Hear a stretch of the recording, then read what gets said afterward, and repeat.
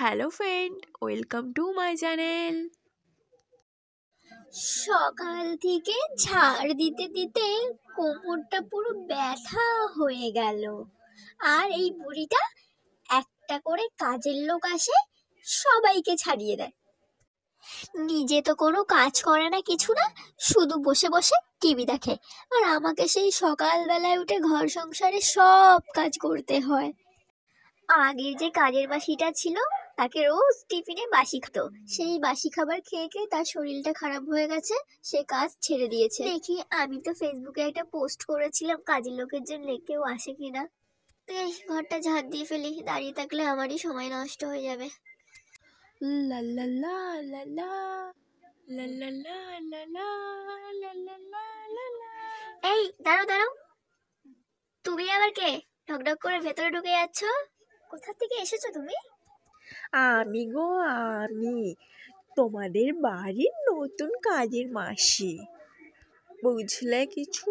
ফোনে দেখেছি এই বাড়িতে নতুন কাজের মাসি লাগবে। হ্যাঁ হ্যাঁ হ্যাঁ, তুমি ফেসবুক দেখে এসেছো? যাক বাবা, ভগবান আমার কথা শুনেছে, 2 টাকার নকুলদানা কিনে পুজো দিয়ে দেবো। কিন্তু শোনো, আমার শাশুড়ি কিন্তু বদমাইশ একটা মহিলা, উনি কিন্তু অনেক কথা বলবে, তুমি কিছু মনে করবে না, ঠিক আছে? আরে বৌদিমণি, তুমি কিছু চিন্তা করো না। ওই সব মহিলাদের শিক্ষা দেওয়া আমার বা হাতের খেল। বুঝলে কিছু? তুমি ওইসব নিয়ে ভেবো না।